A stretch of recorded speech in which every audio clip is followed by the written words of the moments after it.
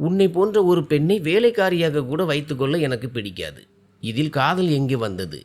அனைவர் முன்னிலையிலும் சிரித்து கொண்டே கிருத்திகாவை பார்த்து சொன்னான் சித்தார்த்.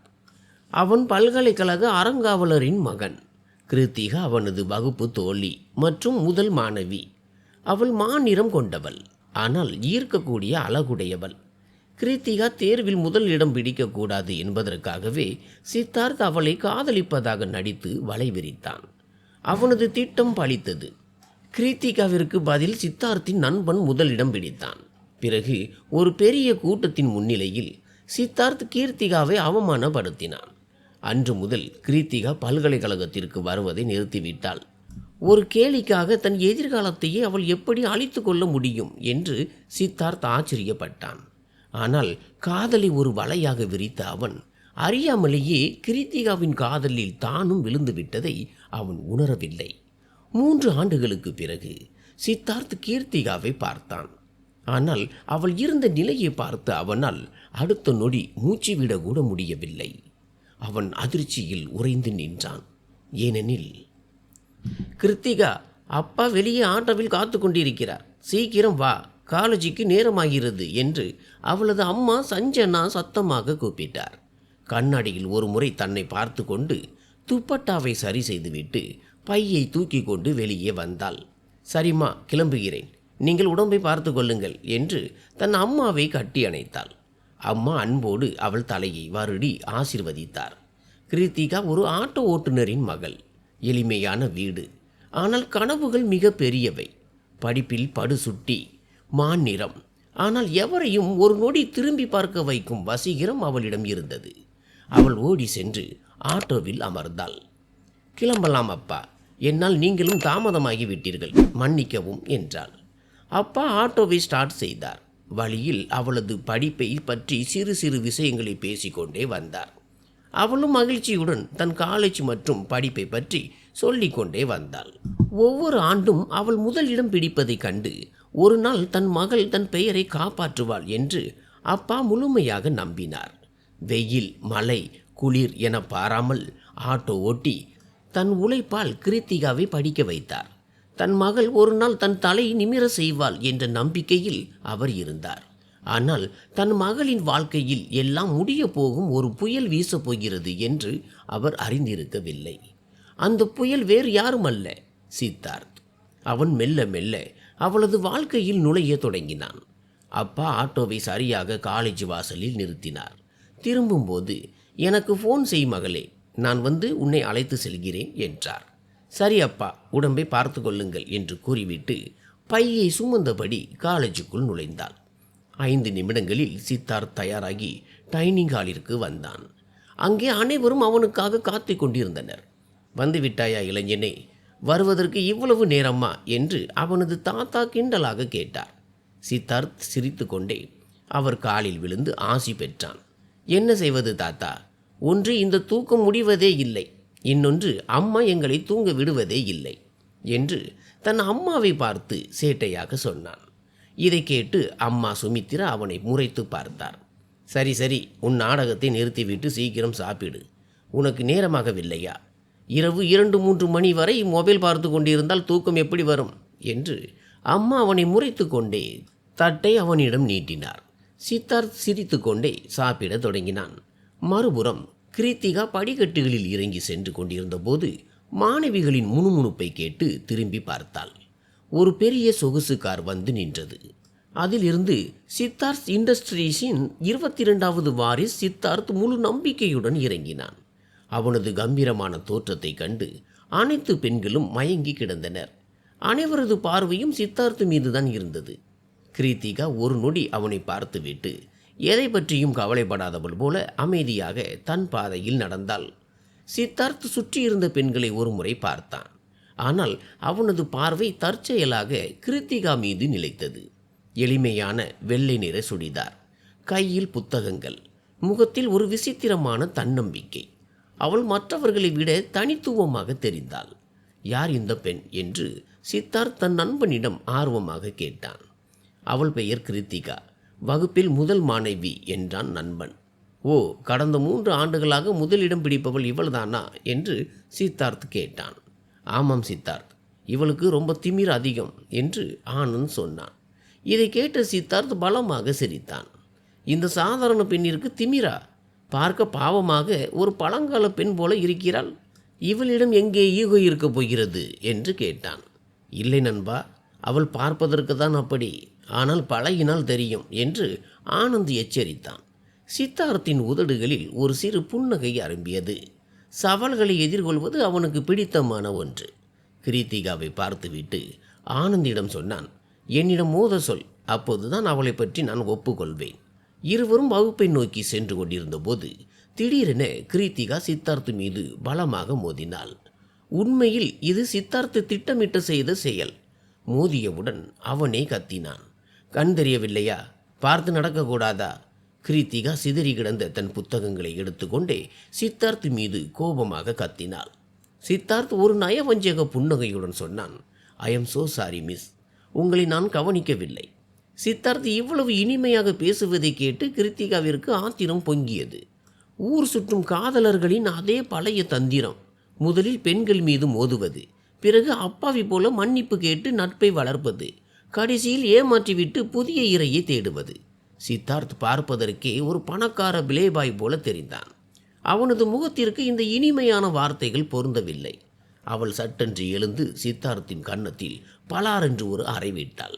இந்த அறைக்கு பிறகு உன் முன்னால் யாராவது நடக்கிறார்களா இல்லையா என்பது உனக்கு எப்போதும் ஞாபகம் இருக்கும் என்று நம்புகிறேன் என்று கிருத்திகா கர்ச்சித்தாள். சுற்றியுள்ளவர்கள் அதிர்ச்சியில் உறைந்தனர். மாணவிகள் முணுமுணுத்தனர். மாணவர்கள் சிலையாக நின்றனர். கிருத்திகா அவனை ஒரு கோப பார்வையுடன் பார்த்துவிட்டு அங்கிருந்து சென்றாள். சித்தார்த் தன் கன்னத்தை தடவி கொண்டே அவளை பார்த்தான். இந்த அறை உனக்கு மிக பெரிய விலையை கொடுக்கும் கிருத்திகா. நீ யாரிடம் வம்பு வைத்திருக்கிறாய் என்று உனக்கு தெரியாது என்று தனக்குள் கருவினான். வகுப்பறை ஒரு விசித்திரமான அமைதியில் இருந்தது. சித்தார்த் உள்ளே நுழைந்தபோது மாணவிகள் அவனை கண்டு ஆரவாரம் செய்தனர். அவன் தன் கர்வமான நடையுடன் மெலிதாக சிரித்து கொண்டே கிருத்திகாவிற்கு அருகில் வந்தான். அவளை ஒருமுறை பார்த்துவிட்டு பின் இருக்கையில் அமர்ந்தான். பேராசிரியர் வகுப்பிற்குள் வந்து ஃபைலை திறந்தார். எல்லோரும் கவனியுங்கள், இடைக்கால தேர்வு முடிவுகளுக்காக நீங்கள் காத்திருந்தீர்கள் அல்லவா? இதோ முடிவுகள் வந்துவிட்டன. சித்தார்த் எதை பற்றியும் கவலைப்படாதது போல பேனாவை சுழற்றினான். பேராசிரியரின் குரல் மீண்டும் ஒலித்தது. இந்த முறையும் வகுப்பில் முதல் இடம் பிடித்த மாணவி மிஸ் கிருத்திகா. ஒரு நிமிடம் வகுப்பே நிசப்தமானது. பிறகு மெல்லிய கைத்தட்டல் கேட்டது. கிருத்திகா அமைதியாக தன் இருக்கையில் அமர்ந்திருந்தாள். முகத்தில் அதே தன்னம்பிக்கை. சித்தார்த்தின் விரல்களுக்கு இடையே இருந்த பேனா நின்றது. அவனது கண்கள் மெதுவாக கிருத்திகாவின் மீது நிலைத்தன. பேராசிரியர் மீண்டும் சொன்னார், மிஸ் கிருத்திகா, இதேபோல் தொடருங்கள். நீங்கள் இந்த வகுப்பிற்கு பெருமை சேர்க்கிறீர்கள். சித்தார்த்தின் உதடுகளில் ஒரு செயற்கையான புன்னகை அரும்பியது. ஆனால் அவனது கண்களில் பொறாமையும் கோபமும் அப்பட்டமாக தெரிந்தன. ஆட்டம் இன்னும் முடிந்து விடவில்லை மிஸ் கிருத்திகா, இனிமேல் தான் ஆட்டமே ஆரம்பம் என்று தனக்குள் மெதுவாக கூறிக்கொண்டான். பேராசிரியர் வகுப்பை விட்டு சென்ற பிறகு சித்தார்த் கிருத்திகாவிற்கு அருகில் வந்தான். கையை நீட்டி, வாழ்த்துக்கள் மிஸ் கிருத்திகா, நீங்கள் ஒவ்வொரு ஆண்டும் முதலிடம் பிடிப்பீர்கள் என்று கேள்விப்பட்டேன். இந்த முறையும் உங்கள் முடிவு சிறப்பாக இருக்கிறது என்றான்.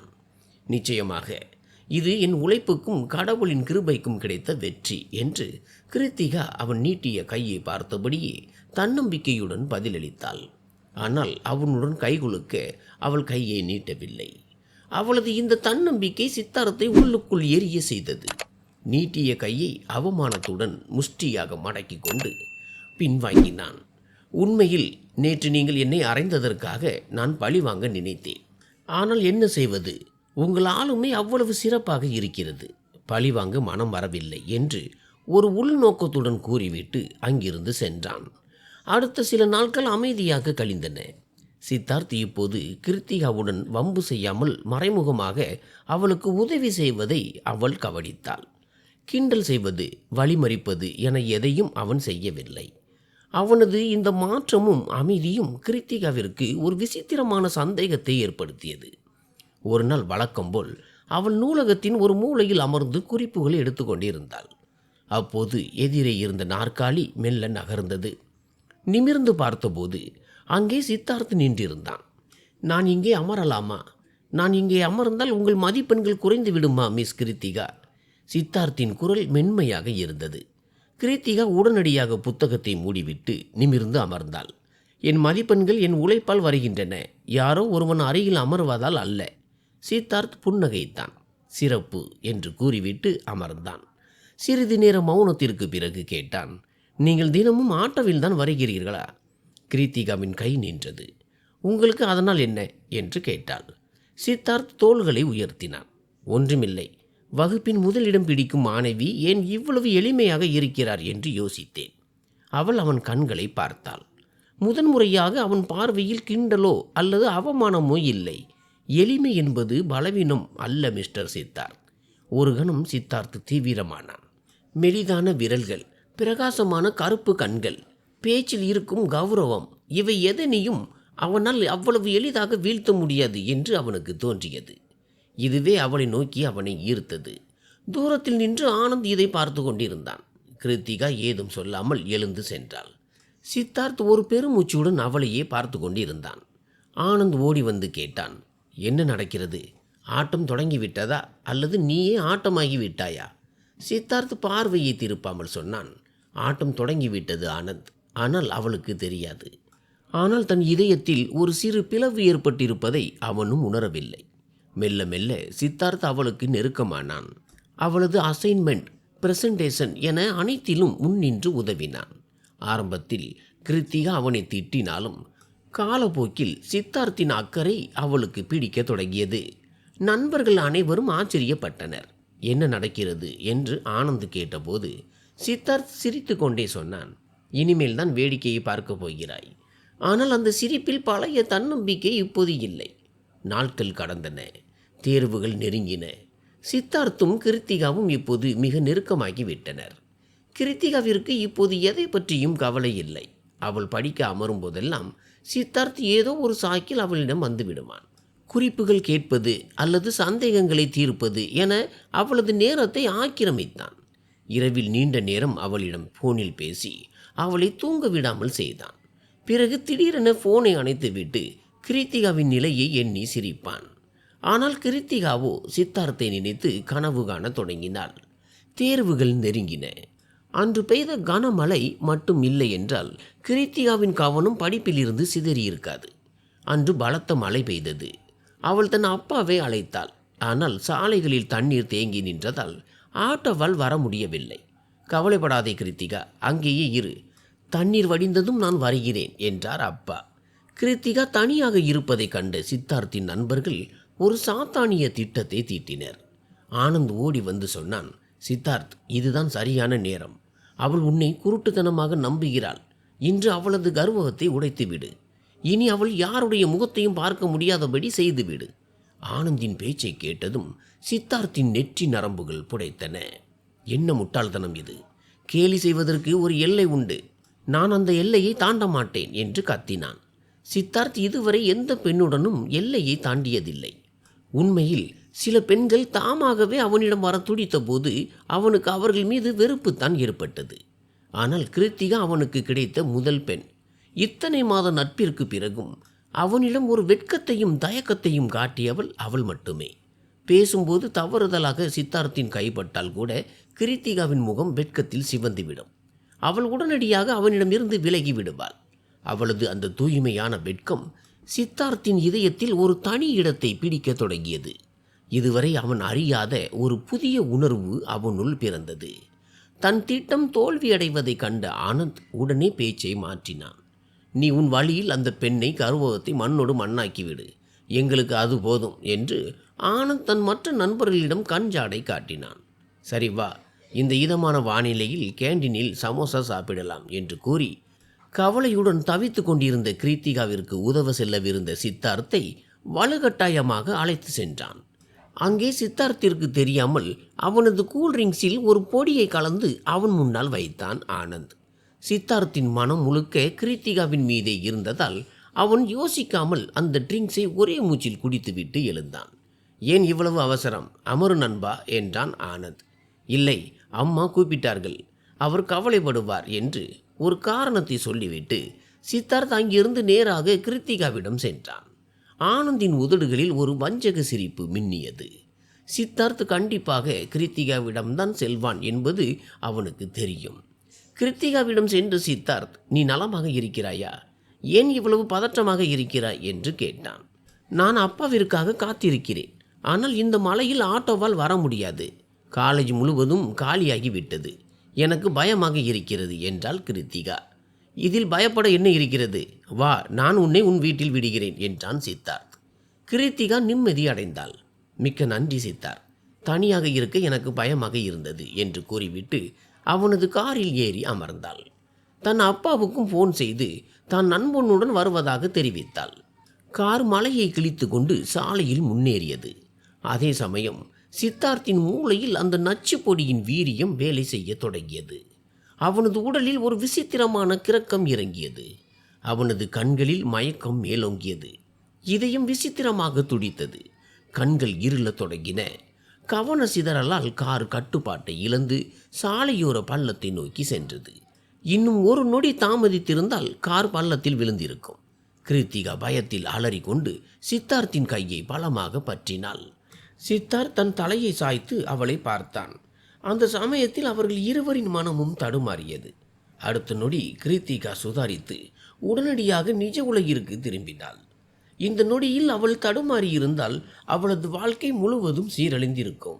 சாலை முற்றிலும் வெறிச்சோடி இருந்தது. காரின் கண்ணாடியில் மோதிய மலைத்துளிகள் ஒருவித இசையை எழுப்பி கொண்டிருந்தன. ஆனால் சித்தார்த் முழு மயக்கத்தில் அவளிடம் அத்துமீற முயன்றபோது கிருத்திகா அவனை பலமாக தள்ளினாள். சித்தார்த்தும் இப்போது ஓரளவு தெளிவடைய தொடங்கினான். கிருத்திகா தன் முகத்தை கைகளால் மூடிக்கொண்டு விம்மி விம்மி அழத் தொடங்கினாள். அமைதியாக இரு கிருத்திகா, ஒரு பெரிய பாவத்தில் இருந்து நாம் தப்பித்து விட்டோம் என்று அவளது கண்ணீரை துடைத்து ஆறுதல் கூறினான். ஆனந்த் தான் தனது கூல்ட்ரிங்க்ஸில் ஏதோ கலந்து விட்டான் என்பதை அவன் புரிந்து கொண்டான். சித்தார்த்தின் அந்த ஆறுதலான பேச்சில் கிருத்திகா அவன் மேல் சாய்ந்து கதறி அழுதாள். சித்தார்த், உன்னால் எனக்கு ஏற்பட்ட இந்த சுவடுகளை என்னால் அழிக்க முடியாது. நீ இல்லாமல் என்னால் வாழ முடியாது என்று கதறினாள். சித்தார்த் மௌனமாக இருந்தான். அவனால் நிறைவேற்ற முடியாத ஒரு வாக்குறுதியை எப்படி கொடுக்க முடியும்? அவளது வாழ்க்கையில் அவளை அவமானப்படுத்தத்தானே அவன் நுழைந்தான். இன்று அவளை சீரழித்து விட்டு எப்போதும் போல அவளை தவிக்க விட்டு செல்ல அவனுக்கு ஒரு வாய்ப்பு கிடைத்தது. ஆனால் அவன் ஏதும் பேசாமல் அவளது தலையை தடவி ஆறுதல் கூறினான். அவனது இதழ்களில் இருந்து எந்த வார்த்தையும் வரவில்லை. மழையின் வேகம் இப்போது குறைந்திருந்தது. சற்று நேரத்தில் கிருத்திகா காரை விட்டு இறங்கினாள். கிருத்திகா, நில், நான் உன்னை வீட்டில் விடுகிறேன் என்றான் சித்தார்த். நானே சென்று விடுகிறேன் சித்தார்த். சில நாட்கள் நான் காலேஜுக்கு வரமாட்டேன். என்னை தேற்றிக்கொள்ள முயல்கிறேன் என்று கூறிவிட்டு கண்ணீரை துடைத்தபடி ஒரு ஆட்டோவில் ஏறி சென்றாள். அடுத்த சில நாட்கள் கிருத்திகா காலேஜுக்கு வரவில்லை. அவளால் படிப்பிலும் கவனம் செலுத்த முடியவில்லை. புத்தகத்தை திறந்தாலே சித்தார்த்தின் நினைவுகள் அவளை ஆக்கிரமித்தன. கிருத்திகாவின் இதயம் இப்போது முழுமையாக சித்தார்த்தின் வசமானது. தேர்வுகள் வந்தன. அவள் எப்படி தேர்வு எழுதினாள் என்பது அவளுக்கு மட்டுமே தெரியும். இன்று தேர்வு முடிவுகள் வரும் நாள். அனைத்து மாணவர்களும் பதற்றத்துடன் காத்திருந்தனர். ஆனால் கிருத்திகாவின் இதயத்தில் வேறு ஒரு புயல் வீசிக்கொண்டிருந்தது. இன்று அவள் தன் காதலை சித்தார்த்திடம் சொல்ல வந்திருந்தாள். அவனை தன் வீட்டிற்கு பெண் கேட்டு வர சொல்ல வேண்டும். அவனோடு ஒரு நேர்மையான திருமண உறவில் இணைய வேண்டும் என்று அவள் விரும்பினாள். காலேஜ் மைதானத்தின் நடுவே இருவரும் நேருக்கு நேர் நின்றார்கள். சித்தார்த் அவளை ஆழமாக பார்த்தான். அன்று அவன் மயக்கத்தில் தடுமாறினான்.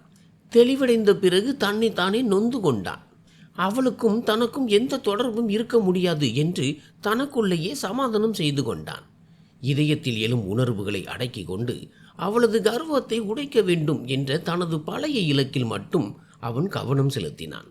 இன்று இருவரும் ஒரு தீர்க்கமான முடிவை நோக்கி நின்றிருந்தனர். கிருத்திகா மிகுந்த துணிச்சலை வரவழைத்து கொண்டு சொன்னாள், சித்தார்த், எனக்கு உன்னை பிடித்திருக்கிறது. I love you.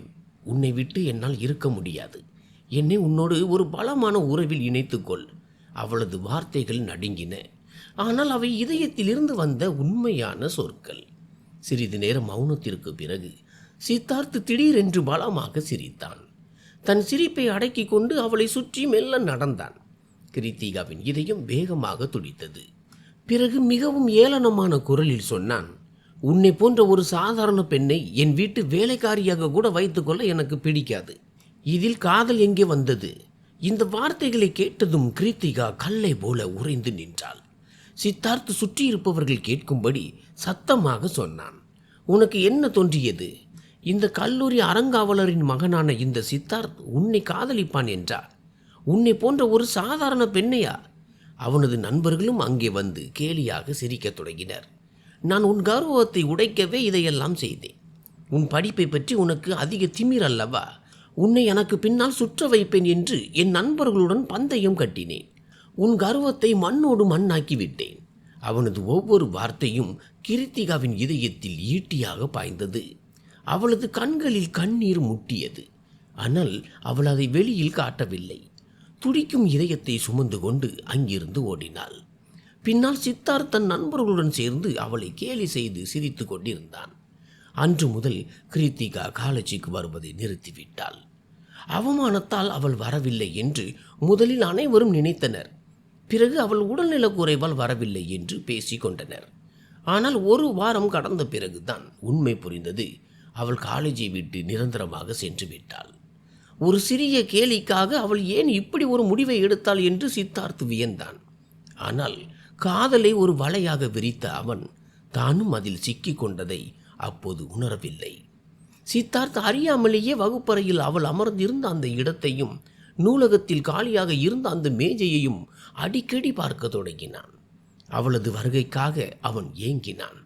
அவளை பற்றி யாரிடமாவது கேட்க வேண்டும் என்று அவனது இதயம் துடித்தது. ஆனால் அவனது கர்வமும் கௌரவமும் அதற்கு அனுமதிக்கவில்லை.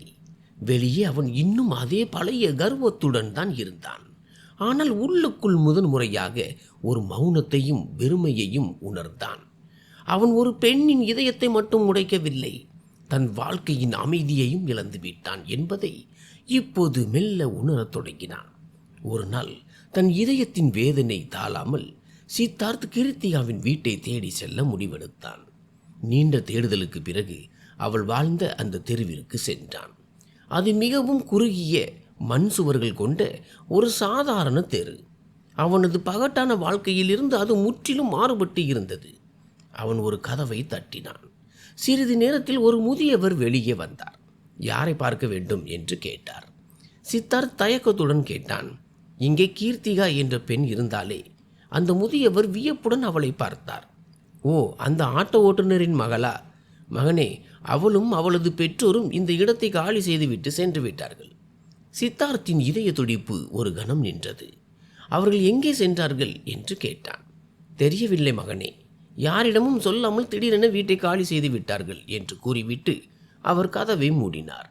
சித்தார்த்திற்குள் ஏதோ ஒன்று உடைந்தது. ஒரு விசித்திரமான பயம் அவனை தொற்றிக் கொண்டது. காலடியிலிருந்து பூமி நழுவுவது போன்ற உணர்வு அவனுக்கு ஏற்பட்டது. அவன் மிகவும் சிரமப்பட்டு தன்னை தேற்றிக் கொண்டான். சித்தார்த் தன் காருக்கு சென்று டிரைவிங் சீட்டில் அமர்ந்தான். கைகள் ஸ்டீரிங்கில் இருந்தன. ஆனால் மனம் எங்கோ அலைபாய்ந்தது. நான் ஏன் அவளை பற்றி இவ்வளவு யோசிக்கிறேன்? எனக்கு என்ன ஆகிவிட்டது? சித்தார்த், அந்த பெண் இவ்வளவு முக்கியத்துவம் கொடுக்கப்பட வேண்டியவள் அல்ல. அவள் ஒரு சாதாரண பெண், அவ்வளவுதான் என்று தன்னை தானே சமாதானப்படுத்த முயன்றான். அவளை மறந்துவிடு சித்தார்த். அவள் உன் அந்தஸ்துக்கு சமமானவள் அல்ல. மறந்துவிடு. ரிலாக்ஸ் நண்பா, அவள் போனால் போகட்டும் என்று அவன் தனக்கு தானே ஆறுதல் கூறினாலும் இதயத்தின் படபடப்பு அதிகரித்து கொண்டே இருந்தது. உன்னால் எனக்கு ஏற்பட்ட இந்த சுவடுகளை என்னால் அழிக்க முடியாது. நீ இல்லாமல் என்னால் வாழ முடியாது. என்னை விட்டு விடாதே. கீர்த்திகாவின் அந்த நடுங்கும் குரல் அவனது காதுகளில் மீண்டும் மீண்டும் ஒலித்தது. அந்த பலவீனமான தருணங்களை அவனால் மறக்கவே முடியவில்லை. கிருத்திகா அழுது கொண்டே அவனது கைகளில் தஞ்சம் புகுந்து கெஞ்சிய அந்த ஒரு காட்சி அவனை துரத்தி கொண்டே இருந்தது. கார் ஸ்டாண்ட் ஆனது. ஆனால் பணத்தாலோ அதிகாரத்தாலோ எதையும் மீட்டெடுக்க முடியாது என்பதை அவன் முதன்முறையாக உணர்ந்தான். சித்தார்த், நீ எப்போதுதான் திருமணம் செய்து கொள்ளப் போகிறாய் என்று அவனது அம்மா கோபமாக கேட்டார். எத்தனையோ அழகான பணக்கார பெண்களை உனக்கு காட்டிவிட்டேன். உனக்கு ஏன் எவரையும் பிடிக்கவில்லை? உன் விருப்பம் என்னவென்று சொல். ஆனால் ஏன் இப்படி அடம் பிடிக்கிறாய்? சித்தார்த் தன் அம்மாவை நிமிர்ந்து பார்த்தான். அவருக்கு என்ன பதில் சொல்வது என்று அவனுக்கு தெரியவில்லை. அவனது இதயம் தவித்து கொண்டு இருந்தது. ஒவ்வொரு முறை திருமண பேச்சு வரும்போதும் அம்மா காட்டும் புகைப்படங்களில் கிருத்திகாவின் முகமே அவனுக்கு தெரிந்தது. அவன் அந்த புகைப்படங்களை உடனடியாக தள்ளிவிட்டு தன்னை தேற்றிக்கொள்ள முயல்வான். இப்போது அவன் தெளிவாக சொல்லிவிட்டான், எனக்கு திருமணம் வேண்டாம். அம்மா எரிச்சலுடன் கேட்டார், நான் உன்னிடம் ஏதோ கேட்கிறேன் சித்தார்த், ஏன் மௌனமாக நிற்கிறாய்? சித்தார்த் சத்தமாக சொன்னான், அம்மா, நான் சொல்லிவிட்டேன் அல்லவா எனக்கு திருமணம் வேண்டாம் என்று. ஏன் என்னை வற்புறுத்துகிறீர்கள்? எனக்கு இப்போது திருமணம் வேண்டாம். நான் வாழ்க்கையை அனுபவிக்க விரும்புகிறேன், சுதந்திரமாக வாழ விரும்புகிறேன். தயவு செய்து என்னை வற்புறுத்தாதீர்கள் என்றான் சித்தார்த். அவனது குரலில் ஒருவித சோர்வும் இனம் புரியாத பாரமும் தெரிந்தன. அம்மா அவன் முன்னால் வந்து நின்று கேட்டார், வாழ்க்கையை அனுபவிப்பது இதுதானா சித்தார்த்? நீ எப்போதும் ஏதோ ஒரு சிந்தனையில் மூழ்கியிருக்கிறாய். நீ முன்பு இருந்த அந்த உற்சாகத்தை எங்கோ தொலைத்து விட்டாய். இப்போது வாழ்க்கையை அனுபவிக்கப் போவதாக கூறி திருமணத்தை தவிர்க்கிறாய். உன் வார்த்தைகளை என்னால் நம்ப முடியவில்லை. உண்மையை சொல், ஏன் உனக்கு திருமணம் வேண்டாம்? கடந்த 3 ஆண்டுகளாக உனக்கு கால அவகாசம் கொடுத்தாகிவிட்டது. படிப்பை முடித்து விட்டாய், தொழிலையும் கவனித்துக் கொள்கிறாய். பின் ஏன் இந்த தயக்கம்? சித்தார்த் பெருமூச்சு விட்டான். அம்மா, நான் யாருக்கும் பதில் சொல்ல விரும்பவில்லை. இதுதான் என் முடிவு. எனக்கு திருமணம் வேண்டாம் என்று கூறிவிட்டு அங்கிருந்து சென்றான். அம்மா கையெறு நிலையில் தன் மாமனாரை பார்த்தார். பாருங்கள் மாமா, இவனுக்கு புரிய வையுங்கள். இன்னும் எவ்வளவு காலம் இப்படி தொடரும்? மாமனார் அமைதியாக சொன்னார், கவலைப்படாதே மருமகளே. அவன் மனதிற்குள் ஏதோ ஒரு பாரம் இருக்கிறது. அதை அவனால் சொல்ல முடியவில்லை. பொறுமையாக இரு, காலம் எல்லாவற்றையும் புரிய வைக்கும். இன்னும் எவ்வளவு காலம் பொறுமையாக இருப்பது என்று ஆதங்கப்பட்டபடி அம்மா அறையை விட்டு வெளியேறினார். மாடியில் தன் அறையில் நின்றிருந்த சித்தார்த் ஜன்னல் வழியாக நகரின் வெளிச்சத்தை பார்த்து கொண்டிருந்தான். கிருத்திகா சென்று முழுதாக 3 ஆண்டுகள் ஆகிவிட்டன. ஆனால் அவனால் அவளையும் மறக்க முடியவில்லை, அவளது காலி இருக்கையையும் மறக்க முடியவில்லை. நான் ஏன் அப்படி செய்தேன்? அவன் மெதுவாக புலம்பினான். திருமணத்தை பற்றி பேசினாலே அவனது இதயம் பாரமாகிவிடும். ஏனெனில் அவனது இதயத்தின் ஒரு மூலையில் கிருத்திகா என்ற பெயர் இன்னும் பத்திரமாக இருந்தது. அதன் காரணமாகவே வேறெந்த பெண்ணிற்கும் தன் வாழ்க்கையில் இடம் கொடுக்க அவன் தயாராக இல்லை. நான் உள்ளே வரலாமா சார்? கதவை தட்டியபடி சித்தார்த்தின் செயலாளர் உள்ளே வந்தாள். ஃபைலில் மூழ்கியிருந்த சித்தார்த் நிமிர்ந்து பார்க்காமலே சொல்லுங்கள் என்றான். சார், இன்று எம்எஸ் கார்ப்பரேஷன் நிறுவனத்துடன் ஒரு மீட்டிங் ஏற்பாடு செய்யப்பட்டுள்ளது என்றாள் செயலாளர். சித்தார்த் திடுக்கிட்டு தலை நிமிர்ந்தான். எம்எஸ் கார்ப்பரேஷனா? எனக்கு இதை பற்றி ஏதும் தெரியாதே. செயலாளர் ஃபைலை திறந்து சொன்னால், சார், நேற்று பெரிய சார் வந்துதான் இந்த சந்திப்பை உறுதி செய்தார். அவரே செல்வதாக இருந்தது. ஆனால் இப்போது ஒரு அவசர வேலை இருப்பதால் உங்களை செல்ல சொன்னார். இதை கேட்ட சித்தார்த் நாற்காலியில் சாய்ந்தபடி எரிச்சலுடன் சொன்னான், அப்பாவே எல்லாவற்றையும் முடிவு செய்கிறார். யாருடன் இந்த சந்திப்பு? சார், எம்எஸ் நிறுவனத்தின் இயக்குநருடன். அனைத்து விவரங்களும் இந்த ஃபைலில் உள்ளன. சித்தார்த் கையை நீட்டினான். சரி, ஃபைலை கொடுங்கள், நான் ஒரு முறை படித்துவிட்டு வருகிறேன். இன்னும் எவ்வளவு நேரத்தில் செல்ல வேண்டும்? சார், இன்னும் அரை மணி நேரத்தில் கிளம்ப வேண்டும். செயலாளர் ஃபைலை மேஜையில் வைத்துவிட்டு சென்றாள். அறை மௌனமானது. சித்தார்த் பெருமூச்சு விட்டு ஃபைலை திறந்தான். அடுத்த சில நிமிடங்கள் காகிதங்களை தீவிரமாக பார்த்தான். அவனது முகம் தீவிரமானது. எம்எஸ் கார்ப்பரேஷன் மெதுவாக முணுமுணுத்தான். ஃபைலை மூடிவிட்டு தன் கை கடிகாரத்தை பார்த்தான். அவன் நாற்காலியில் இருந்து எழுந்து கோட்டை சரி செய்து டையை நேராக்கி தன்னை தயார் செய்து கொண்டான். சந்திப்பு அறையில் அனைவரும் காத்து கொண்டிருந்தனர். அப்போது ஒரு கம்பீரமான குரல் அறை முழுவதும் எதிரொலித்தது. நேரத்தின் அருமை தெரியாத இந்த சித்தார்த் இண்டஸ்ட்ரீஸின் சிஇஓ யார்? எங்களுக்கு வேறு வேலைகள் இல்லையா? நாள் முழுவதும் இவருக்காகவா காத்து கொண்டிருப்பது? இந்த வார்த்தைகள் காற்றில் மிதக்கும் போதே கதவு திறந்தது. கருப்பு நிற உடையில் அதே கர்வமான நடையுடன் சித்தார்த் உள்ளே நுழைந்தான். அவன் நிமிர்ந்து பார்த்தபோது அதிர்ச்சியில் உறைந்து போனான். அங்கே நாற்காலியின் அருகில் நின்றிருப்பது வேறு யாரும் அல்ல, கிருத்திகா. ஒரு கணம் காலம் அப்படியே நின்றதை போலிருந்தது. கிருத்திகாவின் முகத்திலும் ஒரு நொடி ஆச்சரியம் மின்னியது. ஆனால் அடுத்த கணமே அவள் தன்னை சமாளித்து கொண்டாள். அப்படியானால் சித்தார்த் இண்டஸ்ட்ரீஸின் சிஇஓ நீங்கள் தானா? உங்கள் நேரத்தின் மேல் உங்களுக்கு மதிப்பில்லை என்றால் பரவாயில்லை, மற்றவர்களின் நேரத்தையாவது மதிக்க கற்றுக்கொள்ளுங்கள் மிஸ்டர் சித்தார்த். என்று அவள் கண்டிப்புடன் கூறினாள். சித்தார்த் பதிலளிக்க தொடங்குவதற்குள் அவனது செயலாளர் முந்திக் கொண்டாள். மன்னிக்கவும் மேடம், உண்மையில் பெரிய சார் தான் வருவதாக இருந்தது. அவர் வராததால் கடைசி நிமிடத்தில்தான் சார் கிளம்பி வந்தார். இது என் தவறுதான். கிருத்திகா ஒரு நொடி செயலாளரை பார்த்துவிட்டு மீண்டும் சித்தார்த்தை பார்த்தாள். தவறு உங்களுடையதாக இருந்தாலும் சரி, உங்கள் மேலதிகாரியுடையதாக இருந்தாலும் சரி, பிறர் நேரத்தை மதிக்க வேண்டும் என்று அவனது பெயரை அழுத்தி சொன்னாள். சித்தார்த் தன் பற்களை கடித்தபடி ஒரு அடி முன்னே வைத்தான். சந்திப்பை தொடங்கலாமா மிஸ் கிரீத்? அவன் பேசி முடிப்பதற்குள் அவள் இடைமறித்தாள். CEO MS corporation. அங்கிருந்த அனைவரும் மௌனமாக இருந்தாலும் அவ்விருவருக்கும் இடையே ஒரு கண்ணுக்கு தெரியாத புயல் வீசி கொண்டிருந்தது. சந்திப்பின் போது சித்தார்த்தின் பார்வை அவள் மீதே இருந்தது. ஆனால் கிருத்திகா மிகவும் தொழில்முறை சார்ந்த உறுதியுடன் நம்பிக்கையோடு தன் கருத்துக்களை முன்வைத்தாள். அவன் தன்னை உற்று பார்ப்பதை உணர்ந்தாலும் அவள் ஒரு முறை கூட அவன் கண்ணை பார்த்து பேசவில்லை. சித்தார்த் அங்கு இல்லாதது போலவே கிருத்திகா அவனை கண்டுகொள்ளாமல் இருந்தாள். அவளது இந்த அலட்சியம் சித்தார்த்தின் இதயத்தை ரணமாக்கியது. சந்திப்பு முடிந்து ஒவ்வொருவராக வெளியேறினர். கிருத்திகா தன் ஃபைல்களை எடுத்து கொண்டிருந்த போது பின்னால் இருந்து ஒரு குரல் கேட்டது. கிருத்திகா. அவளது கைகள் ஒரு கணம் நின்றன. பிறகு அமைதியாக திரும்பி, சொல்லுங்கள் மிஸ்டர் சித்தார்த் என்றாள். அவளது குரலில் கோபமோ வருத்தமோ இல்லை. ஒரு அந்நியனிடம் பேசுவது போன்ற சாதாரணமான தொனி மட்டுமே இருந்தது. சித்தார்த் ஒரு அடி முன்னே வந்து கேட்டான். நாம் எங்காவது அமர்ந்து காஃபி குடிக்கலாமா? எப்படியும் நாம் இணைந்து வேலை செய்ய போகிறோம். அது ஒருவரை ஒருவர் புரிந்து கொள்ள உதவும். சித்தார்த்தின் பேச்சை கேட்டு கிருத்திகாவின் இதழ்களில் ஒரு சிறு புன்னகை அரும்பியது. உங்களுடன் பழக வேண்டும் என்று நான் விரும்புகிறேன் என்று உங்களிடம் யார் சொன்னது? அவளது வார்த்தைகள் மென்மையாக இருந்தாலும் அவை ஆழமாக தாக்கின. சித்தார்த்தின் முகத்தில் பதற்றம் தெரிந்தது. அவள் தொடர்ந்தாள்.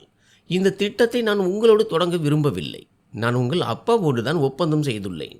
உங்களோடு உறவை வளர்ப்பதை விட என் மற்ற வேலைகளை கவனிப்பதே சிறந்தது என்று கருதுகிறேன்.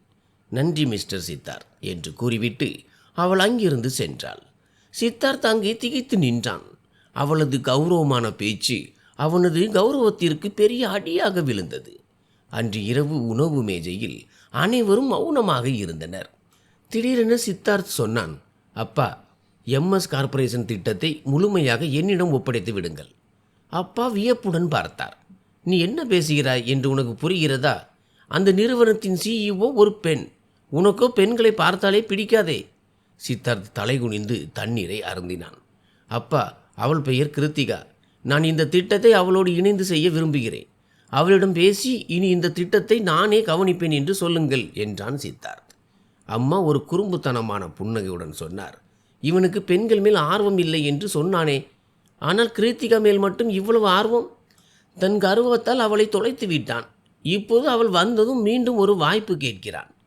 தாத்தா சித்தார்த்தை ஆழமாக பார்த்து கேட்டார். இது உண்மைதானா? சிறிது மௌனத்திற்கு பிறகு சித்தார்த் சொன்னான். ஆம் தாத்தா, நான் அவளுக்கு பெரிய துரோகம் செய்து விட்டேன். இப்போது அவளிடம் மன்னிப்பு கேட்க விரும்புகிறேன். நான் இன்னும் அவளை காதலிக்கிறேன் என்று அவளிடம் சொல்ல வேண்டும். அவன் சொன்னதை கேட்டு மேஜையில் ஒரு நிசப்தம் நிலவியது. அப்போது அப்பா ஒரு குண்டை தூக்கி போட்டார். யோசித்து பார் சித்தார்த், அவளுக்கு ஒரு மகள் இருப்பதாக கேள்விப்பட்டேன். இதை கேட்டதும் சித்தார்த்தின் கையில் இருந்து ஸ்பூன் கீழே விழுந்தது. என்னது, மகளா? அவனது வார்த்தைகள் தொண்டையிலேயே தங்கிவிட்டன. அப்பா தீவிரமாக சொன்னார். ஆம், நான் அவளது அலுவலகத்திற்கு சென்றபோது ஒரு சிறுமியை பார்த்தேன். அவள் கிருத்திகாவை அம்மா என்று கூப்பிட்டு கொண்டிருந்தாள். அம்மா, மகள், கிருத்திகா, இந்த வார்த்தைகள் சித்தார்த்தின் காதுகளில் ரீங்காரமிட்டன. அப்பா அங்கிருந்து சென்றார். ஆனால் சித்தார்த் சிலையாக அமர்ந்திருந்தான். சுற்றியிருந்த சத்தங்கள் எல்லாம் மறைந்து அவளுக்கு ஒரு மகள் இருக்கிறாள் என்ற வார்த்தை மட்டும் ஒலித்தது. நான் மிகவும் தாமதம் செய்து விட்டேனா? எல்லாவற்றையும் இழந்து விட்டேனா? இல்லை, அப்படி இருக்க முடியாது. இப்போதுதானே எல்லாம் சரியாக ஒரு வாய்ப்பு கிடைத்தது என்று தன் தலையை பற்றி கொண்டு வருந்தினான். இரவு முழுவதும் அவனால் உறங்க முடியவில்லை.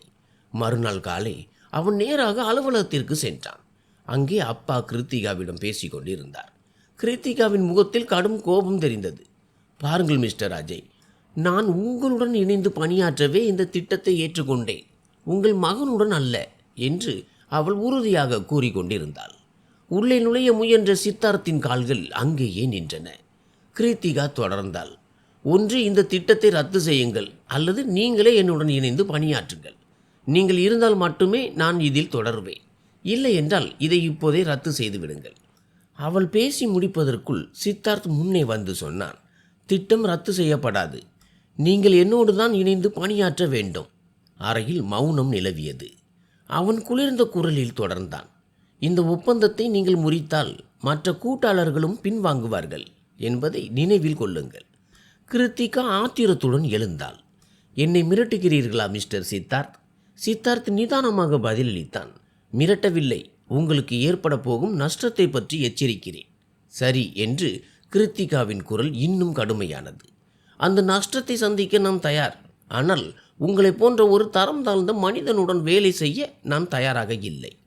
அவளது வார்த்தைகள் ஈட்டியாக சித்தார்த்தின் நெஞ்சில் பாய்ந்தன. அவன் ஏதோ சொல்ல முயன்றபோது ஒரு மழலையின் குரல் கேட்டது. அம்மா, அந்த ஒரு சொல்லில் காலம் அப்படியே நின்றதை போலிருந்தது. அங்கே வாசலில் ஒரு பூவை போன்ற சிறுமி நின்றிருந்தாள். இளஞ்சிவப்பு நிற உடை, கையில் ஒரு பொம்மை. அவளது கண்கள், அதே கண்கள். சித்தார்த்தின் இதயம் வேகமாக துடித்தது. கிருத்திகா ஓடி சென்று அந்த சிறுமியை அணைத்து கொண்டாள். ஏன் இங்கே வந்தாய் மகளே என்று கேட்டாள். அந்த சிறுமி வெகுளியாக சொன்னாள், அம்மா, ஐஸ்கிரீம் சாப்பிட போவதாக சொன்னீர்களே. சித்தார்த்தின் பார்வை அந்த சிறுமி மீதே நிலைத்திருந்தது. கிருத்திகா அவளை தூக்கி கொண்டு சித்தார்த்தை பார்த்தாள். அவளது கண்களில் வெறுப்பும் ஆறாத வலியும் தெரிந்தன. சந்திப்பு முடிந்துவிட்டது மிஸ்டர் அஜய் என்று கூறிவிட்டு சென்றாள். நீண்ட விவாதங்களுக்கு பிறகு கிருத்திகா ஒரு வழியாக சித்தார்த்துடன் இணைந்து பணியாற்ற சம்மதித்தாள். ஆனால் அது அவ்வளவு எளிதாக நடக்கவில்லை. அனைவர் முன்னிலையிலும் அவள் தன் நிபந்தனைகளை தெளிவாக கூறினாள். இந்த உறவு வெறும் தொழில் முறையாக மட்டுமே இருக்க வேண்டும் மிஸ்டர் சித்தார்த். என் முதல் விதி, நமது உரையாடல்கள் அனைத்தும் இந்த திட்டத்துடன் மட்டுமே முடிந்துவிடும். இரண்டாவது, நமக்கு இடையே எந்த தனிப்பட்ட பேச்சும் இருக்கக்கூடாது. மூன்றாவது, ஒவ்வொரு சந்திப்பும் தாமதமின்றி சரியான நேரத்தில் நடக்க வேண்டும். நான்காவது, என் தனிப்பட்ட விஷயங்களில் நீங்கள் தலையிடக்கூடாது. அறையில் மௌனம் நிலவியது. சித்தார்த் அவளை சிறிது நேரம் பார்த்தான். பிறகு தீவிரமாக சொன்னான், சம்மதம். ஆனால் அவனது இதயம் இந்த நிபந்தனைகளை ஏற்கவில்லை. வேலை தொடங்கியது. இருவரும் ஒரே மேஜையின் இரு முனைகளில் அமர்ந்திருந்தனர். ஃபைல்கள் பகிரப்பட்டன, தகவல்கள் விவாதிக்கப்பட்டன. ஆனால் இதயங்களுக்கு இடையே இருந்த அந்த இடைவெளி குறையவே இல்லை. சித்தார்த் அவ்வப்போது பேச முயல்வான். கிருத்திகா, அதாவது மிஸ் கிருத்திகா, இந்த அறிக்கையில் மிஸ்டர் சித்தார்த், தயவு செய்து விஷயத்திற்கு வாருங்கள் என்று அவள் உடனடியாக ஃபைலை காட்டுவாள். அவன் தண்ணீர் குவளையை நீட்டினால் அவள் நன்றி என்று கூறி தலை குனிந்து கொள்வாள். அவன் தனிப்பட்ட முறையில் ஏதேனும் கேட்க முயன்றால் அவள் லேப்டாப்பில் மூழ்கி விடுவாள். அவன் எவ்வளவு நெருங்க முயன்றானோ அவ்வளவுக்கு அவள் தன்னை வேலையில் பிஸியாக்கி கொண்டாள். ஒரு நாள் அவன் துணிச்சலாக கேட்டான், இன்னும் எவ்வளவு காலம் நாம் அந்நியர்களைப் போலவே வேலை செய்யப் போகிறோம்? கிருத்திகா சொன்னாள், நாம் அந்நியர்கள் அல்ல மிஸ்டர் சித்தார்த், நாம் வெறும் பிசினஸ் பார்ட்னர். அதுவே நமக்கு நல்லது. வார்த்தைகள் மென்மையாக இருந்தாலும் தூரம் தெளிவாக தெரிந்தது. ஒருவரை இழப்பது எளிது, ஆனால் அவரை மீண்டும் பெறுவது மிகவும் கடினம் என்பதை சித்தார்த் முதன்முறையாக உணர்ந்தான். மூன்றாவது சந்திப்பு நடந்து கொண்டிருந்தது. திடீரென்று ஒரு சக ஊழியர் சிரித்து கொண்டே கேட்டார், கிருத்திகா, உங்கள் கணவரின் பெயர் என்ன? கிருத்திகா ஒரு சிறு புன்னகையுடன் பதிலளித்தாள், உண்மையில் எனக்கு திருமணம் ஆகவில்லை, ஆனால் உங்களுக்கு ஒரு சிறிய மகள் இருக்கிறாளே என்று அவர் வியப்புடன் கேட்டார். கிருத்திகாவின் குரலில் தன்னம்பிக்கை இருந்தது. ஆம், எனக்கு மகள் இருக்கிறாள், ஆனால் நான் அவளை தத்தெடுத்து கொண்டேன். அறையில் மீண்டும் நீண்ட மௌனம் நிலவியது. சித்தார்த் தன் இறுகிய முஷ்டியை தளர்த்தினான். அவனது இதயத்தில் இருந்த அந்த இனம் புரியாத பாரம் குறைந்தது. அவனது முகத்தில் ஒரு நிம்மதி தெரிந்தது. அதை கிருத்திகா கவனித்தாள். ஆனால் அவள் ஏதும் சொல்லவில்லை. ஃபைலை மூடிவிட்டு மீட்டிங்கை தொடர்ந்தாள். காலம் கடந்தது. திட்டம் வெற்றிகரமாக முடிந்தது. இருவருக்கும் இடையே இருந்த தூரம் அப்படியே இருந்தது. ஆனால் கிருத்திகாவின் பேச்சில் இருந்த கடுமை சற்றே குறைந்திருந்தது. சித்தார்த் மௌனமாக அவளை கவனித்துக் கொள்ளத் தொடங்கினான். அவள் தாமதமாக வேலை செய்தால் அவனும் தங்குவான். அவளுக்கு தலைவலி ஏற்பட்டால் காஃபி வரவழைப்பான். கிருத்திகா இதையெல்லாம் உணர்ந்தாலும் ஏதும் தெரியாதது போலவே இருந்தாள். ஆனால் திடீரென ஊடகங்களில் ஒரு செய்தி பரவியது. MS கார்ப்பரேஷன் நிறுவனத்தில் நிதி மோசடி நடந்திருப்பதாக குற்றம் சாட்டப்பட்டது. அந்த ஆவணங்களில் சித்தார்த்தின் கையெழுத்து இருந்தது. அனைவரையும் அதிர்ச்சியில் ஆழ்த்தியது. போர்டு மீட்டிங்கில் பெரும் சலசலப்பு ஏற்பட்டது. கிருத்திகா கோபத்துடன் ஆவணங்களை சித்தார்த் முன்னால் வீசினாள். மிஸ்டர் சித்தார்த், இது என்ன? சித்தார்த் அந்த ஆவணங்களை பார்த்து அதிர்ந்து போனான். இது என் கையெழுத்து அல்ல, யாரோ போலியாக போட்டுள்ளார்கள் என்றான். ஆனால் கிருத்திகாவின் கண்களில் ஏமாற்றம் தெரிந்தது. ஒரு காலத்தில் என்னை பழி வாங்கினாய், இப்போது என் நிறுவனத்தை அழிப்பதன் மூலம் மீண்டும் அதையே செய்கிறாய் என்று அவள் கேட்டாள். கிருத்திகாவின் கண்களில் கண்ணீர் திரண்டது. நான் உனக்கு என்ன துரோகம் செய்தேன் சித்தார்த்? ஏன் ஒவ்வொரு முறையும் இப்படி செய்கிறாய்? சித்தார்த் முன்னே வந்து சொன்னான். இந்த முறை நான் எதுவும் செய்யவில்லை கிருத்திகா. ஆனால் கிருத்திகா விடவில்லை. ஒவ்வொரு முறையும் நீ இதையத்தான் சொல்கிறாய். பல ஆண்டுகளுக்கு முன்பு நீ சொன்னது நினைவிருக்கிறதா? நான் உன் வீட்டு வேலைக்காரியாக இருக்கக்கூட தகுதியற்றவள் என்று சொன்னாயே. அந்த வார்த்தைகளை கேட்டதும் சித்தார்த் தலைகுனிந்து நின்றான். அந்த வார்த்தைகள் இரவும் பகலும் அவனை துளைத்து கொண்டிருந்தன. அவமானத்தால் அவன் ஒவ்வொரு இரவும் அந்த நினைவுகளில் இருந்து தப்பிக்க முயன்றான். இன்று அதே வார்த்தைகளை கிருத்திகா அவன் முன்னால் நின்றே கூறிக்கொண்டிருந்தாள். அறையில் மௌனம் நிலவியது. அன்று உன் பார்வையில் ஒன்றுமே இல்லாத அந்த பெண் இன்று உன்னை விட உயர்ந்த நிலைக்கு வந்ததை கண்டதும் உன்னால் பொறுக்க முடியவில்லை இல்லையா? அதனால் தான் என் நிறுவனத்தை அழிக்க பார்க்கிறாய் என்று உடைந்த குரலில் கத்தினாள். சித்தார்த்தின் முகத்தில் ஆழமான வருத்தம் தெரிந்தது. உன்னை தாழ்த்த வேண்டும் என்று நான் ஒருபோதும் நினைக்கவில்லை கிருத்திகா. என் கர்வத்தால் உன்னை தொலைத்தது உண்மைதான். ஆனால் உன்னை வீழ்த்த நான் நினைக்கவில்லை. பின் இதெல்லாம் என்ன என்று ஃபைலை அவனது மார்பில் வீசினாள். இந்த போலி கையெழுத்துகள், இந்த மோசடி, ஊடகங்கள் இதெல்லாம் தானாக நடந்ததா? சித்தார்த் அந்த காகிதங்களை எடுத்து தீவிரமான குரலில் சொன்னான். யாரோ நமக்கு இடையே விரிசலை ஏற்படுத்த முயல்கிறார்கள். கிருத்திகா கசப்பான ஒரு சிரிப்பை சிரித்தாள்.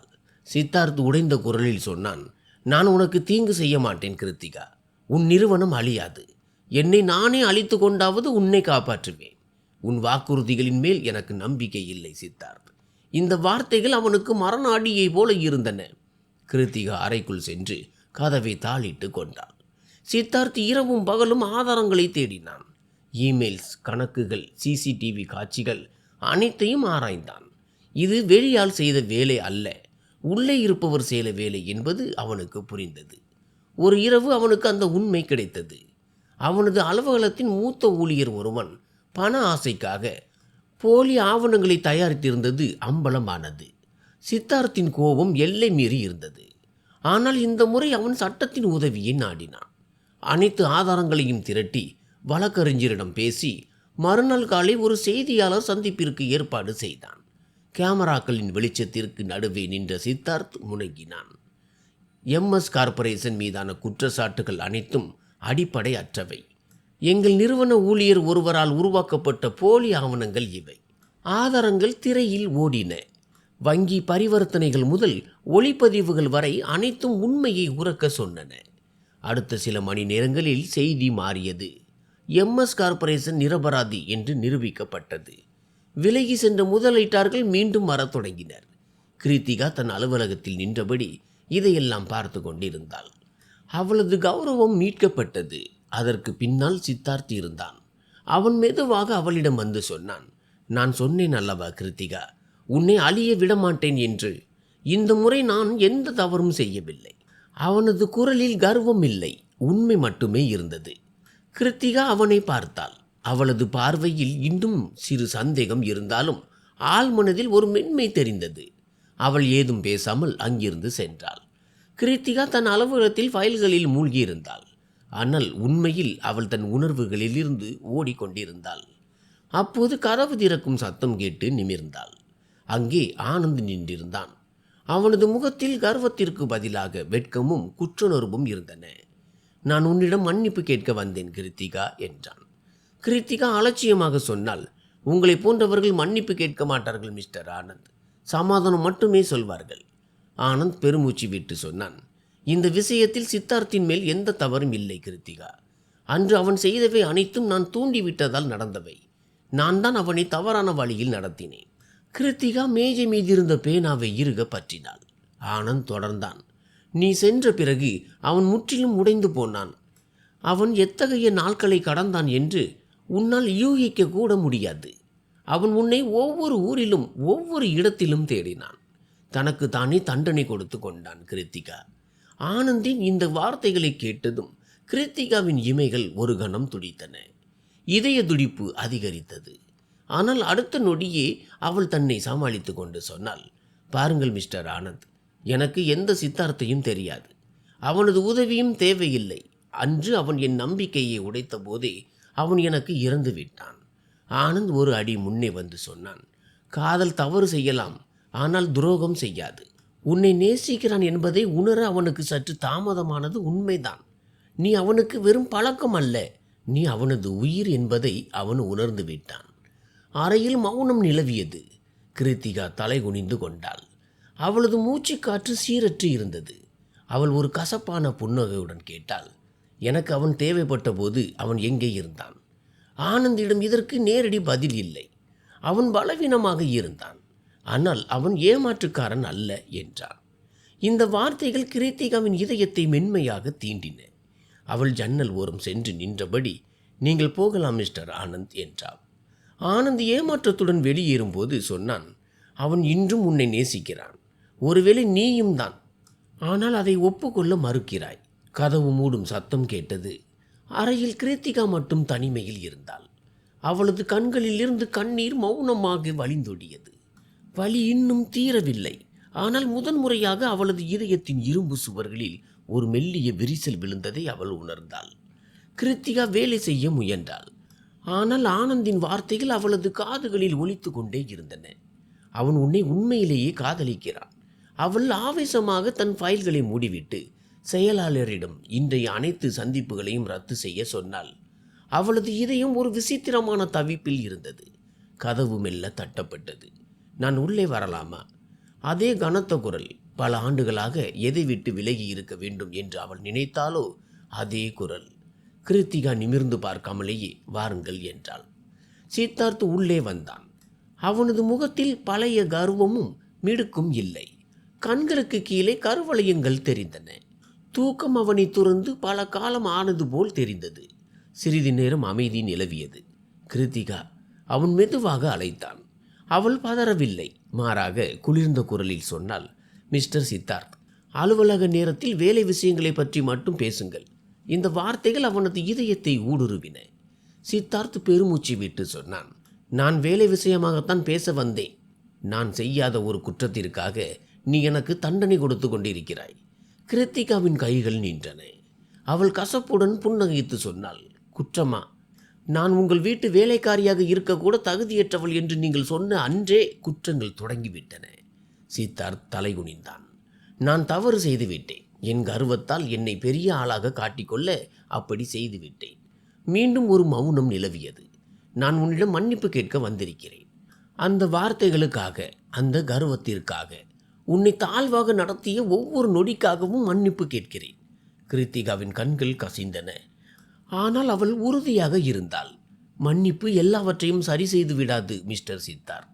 சித்தார்த்தின் குரல் லேசாக உடைந்தது. எனக்கு தெரியும், ஆனால் சில நேரங்களில் மன்னிப்பு இதயத்தின் பாரத்தை குறைக்கும். உன்னை மீண்டும் அடைய நான் வரவில்லை. உன் அழிவிற்கு நான் காரணம் அல்ல என்ற உண்மையை சொல்லி என் பாரத்தை இறக்கி வைக்கவே வந்தேன். உன்னை வீழ்த்த நான் ஒருபோதும் நினைக்கவில்லை. அவன் சில அடிகள் பின்வாங்கி சொன்னான், நீ என்னை மன்னிக்காவிட்டாலும் நான் அதை ஏற்றுக்கொள்கிறேன். ஆனால் உனக்கு நான் தீங்கு செய்ய மாட்டேன் என்பதை மட்டும் தெரிந்து கொள். அவன் திரும்பி வாசலை நோக்கி சென்றபோது கிருத்திகாவின் குரல் கேட்டது. சித்தார்த். அவன் அப்படியே நின்றான். இதயம் வேகமாக துடித்தது. கிருத்திகா மெல்ல அவன் அருகே வந்து சொன்னாள், நீ என் தொழிலுக்கு எந்த நஷ்டமும் ஏற்படுத்தவில்லை. ஆனால் என் கனவுகளை பறித்து கொண்டாய். என்னை உடைத்து விட்டாய். என் ஆன்மாவை ரணமாக்கி விட்டாய் மிஸ்டர் சித்தார்த். இந்த வார்த்தைகள் அவனது இதயத்தில் ஆழமாக இறங்கின. சித்தார்த் தலை குனிந்து நின்றான். அவனிடம் எந்த பதிலும் இல்லை. சித்தார்த் தன்னை ஒரு குற்றவாளியாக உணர்ந்தான். ஏதும் பேசாமல் அங்கிருந்து சென்றான். அன்று முதல் அவன் அலுவலகத்திற்கு வரவில்லை. முதலில் கிருத்திகா அதை அலட்சியப்படுத்தினாள். அவன் எங்கே போனால் எனக்கு என்ன என்று தனக்குள் சொல்லி கொண்டாள். ஆனால் நாட்கள் வாரங்களாயின. 1 மாதம் கடந்தது. அவன் எந்த ஃபைல்களையும் முடிக்கவில்லை. மீட்டிங்கிலும் கலந்து கொள்ளவில்லை. ஊழியர்கள் கவலைப்பட்டனர். கிருத்திகா வேலையில் மூழ்கி இருக்க முயன்றாலும் அவளுக்குள் ஒரு இனம் புரியாத பயமும் வெறுமையும் ஏற்பட்டது. இறுதியில் ஒரு மாலை அவளால் தன்னை தடுக்க முடியாமல் சித்தார்த்தின் வீட்டிற்கு சென்றாள். வீட்டில் அனைவரும் மாலை நேர டீ அருந்தி கொண்டிருந்தனர். அட கிருத்திகா, நீங்களா இங்கே என்று அஜய் புன்னகையுடன் கேட்டார். சித்தார்த் நிமிர்ந்து பார்த்தான். இருவரும் ஒருவரை ஒருவர் பார்த்து கொண்ட அந்த நொடியில் கிருத்திகாவின் இதயம் வேகமாக துடித்தது. அவன் மிகவும் நலிந்து போயிருந்தான். முகம் வெளுத்து கண்களில் ஆழ்ந்த சோர்வு தெரிந்தன. மகனே, அமர்ந்து டீ குடி என்றார் தாத்தா. கிருத்திகா நின்று கொண்டே கண்டிப்புடன் சொன்னால், நான் டீ குடிக்க வரவில்லை. உங்கள் மகன் யாரிடம் அனுமதி பெற்று வேலையை பாதியில் நிறுத்தினார் என்று கேட்க வந்தேன். அறையில் அமைதி நிலவியது. சித்தார்த் ஏதோ சொல்ல முயன்றான். ஆனால் தாத்தா குறுக்கிட்டார். மகளே, சித்தார்த்தின் உடல்நிலை சரியில்லை. உடல்நிலை சரியில்லையா? கிருத்திகாவின் குரல் கடினமானது. ஒப்பந்தத்தில் கையெழுத்திடும் முன் அவர் இதையெல்லாம் யோசித்திருக்க வேண்டும். 1 மாதமாக அலுவலகம் வரவிடாமல் தடுக்கும் அப்படிப்பட்ட நோய் எது? தாத்தாவின் கண்கள் கலங்கின. மகளே, சித்தார்த்திற்கு விபத்து ஏற்பட்டது. விபத்து என்ற சொல்லை கேட்டதும் கிருத்திகா சிலையாக உறைந்து போனாள். அஜய் சார் மெதுவான குரலில் சொன்னார். ஒரு இரவு அலுவலகத்திலிருந்து திரும்பும்போது பயங்கரமான கார் விபத்து ஏற்பட்டது. சில நாட்கள் ஐசியூவில் இருந்தான். அவன் யாரிடமும் சொல்ல வேண்டாம் என்று தடுத்து விட்டான் என்றார் அஜய் சார். கிருத்திகாவின் பார்வை உடனடியாக சித்தார்த்தின் பக்கம் திரும்பியது. அவன் அமைதியாக தலைகுனிந்து அமர்ந்திருந்தான். ஏன்? அவளது இதழ்களில் இருந்து இந்த ஒரு சொல் கஷ்டப்பட்டு வெளிவந்தது. சித்தார்த் அவளை பார்த்து சொன்னான். ஏனெனில் நீ ஏற்கனவே என்னை ஒரு குற்றவாளியாகத்தான் பார்த்தாய். நான் உன் அனுதாபத்தை பெறுவதற்காக நாடகம் ஆடுகிறேன் என்று நீ நினைக்கக்கூடாது என்றுதான் சொல்லவில்லை. இந்த வார்த்தைகள் கீர்த்திகாவின் இதயத்தை சுக்கு நூறாக்கின. ப்ராஜெக்ட் என்னவானது? அவளது குரலில் இப்போது பழைய கடுமை இல்லை. அது முடிந்துவிட்டது. உன் கையெழுத்திற்காக காத்திருக்கிறது என்றான் சித்தார்த். கீர்த்திகாவின் கண்களில் கண்ணீர் முட்டியது. ஆனால் அவள் அதை விலவிடவில்லை. மெல்ல அவன் அருகே சென்று, நீ ஒரு பைத்தியம். உனக்கு உன் உயிரின் மேல் அக்கறையே இல்லையா என்று நடுங்கும் குரலில் கேட்டாள். சித்தார்த் மெல்லிய புன்னகையுடன் சொன்னான். வாழ்வதற்கு ஒரு காரணம் இருந்தால்தானே உயிரின் மேல் அக்கறை வரும். இதை கேட்டதும் கிருத்திகாவின் கண்ணீர் துளி கீழே விழுந்தது. நாளை உன்னை அலுவலகத்தில் பார்க்க வேண்டும், மருத்துவரின் அனுமதியோடு. புரிகிறதா? இது ஒரு கட்டளை போல இருந்தாலும் அதில் ஒளிந்திருந்த அக்கறையை அனைவரும் உணர்ந்தனர். சித்தார்த் முதன்முறையாக மனதார புன்னகைத்து சரி என்றான். கிருத்திகா கிளம்பும் போது வாசலில் நின்று சொன்னால், உன் மருந்துகளை சரியான நேரத்திற்கு எடுத்துக்கொள். இது மன்னிப்பு அல்ல, ஆனால் இனி அது வெறுப்பும் அல்ல. சில நாட்களில் சித்தார்த் குணமடைந்து மீண்டும் அலுவலகம் வரத் தொடங்கினான். கிருத்திகா மாறவில்லை. ஆனால் ஏதோ ஒன்று அவளிடம் மாறியிருந்தது. அவள் இனிமையாக பேசவில்லை. ஆனால் அவளது ஒவ்வொரு செயலிலும் சித்தார்த் மீதான அக்கறை தெரிந்தது. மருந்து சாப்பிட்டீர்களா? சந்திப்பு நீண்ட நேரம் இருக்காது, நீங்கள் களைப்படைந்து விடுவீர்கள். இப்படி இயல்பாக சொல்வாள். ஆனால் சித்தார்த்திற்கு தெரியும், இது வெறும் இயல்பு அல்ல, இது அன்பு. இறுதியாக அந்த நாள் வந்தது. திட்டம் வெற்றிகரமாக முடிந்தது. கையெழுத்தும் இடப்பட்டது. இன்றுடன் இருவரும் பிரிய வேண்டிய நேரம். சித்தார்த் மெதுவாக சொன்னான். கிருத்திகா, முடிந்தால் என்னை மன்னித்து விடு. உனக்கு நான் மிகப்பெரிய துரோகம் செய்துவிட்டேன். நீ சென்ற பிறகு ஒரு கணம் கூட நான் நிம்மதியாக இருந்ததில்லை. இது பழைய கர்வமுள்ள சித்தார்த் அல்ல, ஒரு உடைந்த ஆனால் உண்மையான மனிதன். கிருத்திகாவின் கண்களில் கண்ணீர் வழிந்தது. கிருத்திகாவின் இதயம் மென்மையாக தொடங்கியது. நான் உன்னை மன்னித்து விட்டேன் என்று சொன்னால் மீண்டும் என்னை அவமானப்படுத்த மாட்டாய் அல்லவா என்று அவள் கேட்டாள். அந்த ஒரு கேள்வியால் பல காலத்து பயம் ஒளிந்திருந்தது. சித்தார்த் உடனடியாக சொன்னான். நான் ஏன் அப்படி செய்வேன்? நீ ஒன்றுமே இல்லாத போதுதான் உன்னை தேடி உன் வீட்டிற்கே வந்தேன். உன்னை தேடி அலையாத இடமில்லை. கிருத்திகா மெல்ல அவன் அருகே வந்து அவன் கண்களை பார்த்து சொன்னாள். உனக்கு மன்னிப்பு வேண்டுமென்றால் என் வீட்டிற்கு திருமணத்திற்காக பெண் கேட்டு வர சொல். இதை சொல்லிவிட்டு அவள் திரும்பினாள். சித்தார்த் திகைத்து நின்றான். பிறகு அவனது முகத்தில் ஒரு புன்னகை மலர்ந்தது. சில நாட்களில் திருமண பேச்சு வார்த்தைகள் முடிந்து இரு வீட்டாரின் சம்மதத்துடன் திருமணம் நடந்தது. இன்று கிருத்திகா மனக்கோலத்தில் தன் அறையில் அமர்ந்திருந்தாள். சிவப்பு நிற உடையில் இதய துடிப்புடன் அவள் காத்திருந்தாள். கதவு மெல்ல திறந்தது. சித்தார்த் உள்ளே வந்தான். ஒரு கனவு போல அவளையே பார்த்து கொண்டிருந்தான். அவன் மெல்ல அவள் அருகே அமர்ந்து அவளது கைகளை பற்றி முத்தமிட்டான். நான் சத்தியம் செய்கிறேன், இனி உன்னை அளவிட மாட்டேன். உன்னை ஒருபோதும் தாழ்வாக நினைக்க மாட்டேன். நீ என் கர்வம் அல்ல, நீ என் கௌரவம். கிருத்திகாவின் கண்களில் கண்ணீர் வழிந்தது. ஆனால் அவை வலியால் வந்தவை அல்ல, நிம்மதியால் வந்த கண்ணீர். சித்தார்த், இந்த முறை என்னை உடைத்து விடாதே. மீண்டு எழுவதற்கு என்னிடம் சக்தி இல்லை என்றால் மெதுவாக. சித்தார்த் அவளது கைகளை உறுதியாக பற்றி கொண்டு சொன்னான், இனி ஒருபோதும் அப்படி நடக்காது. அந்த மங்கலான வெளிச்சத்தில் அவன் அவளை அணைத்து கொண்டான். இருவர் இதயத்திலும் ஒரு நிம்மதி பரவியது. அறையில் மௌனம் இருந்தது. ஆனால் அந்த மௌனத்தில் நம்பிக்கை இருந்தது. வெறுப்பு மறைந்தது, கர்வம் உடைந்தது, அன்பு வெற்றி பெற்றது. நன்றி.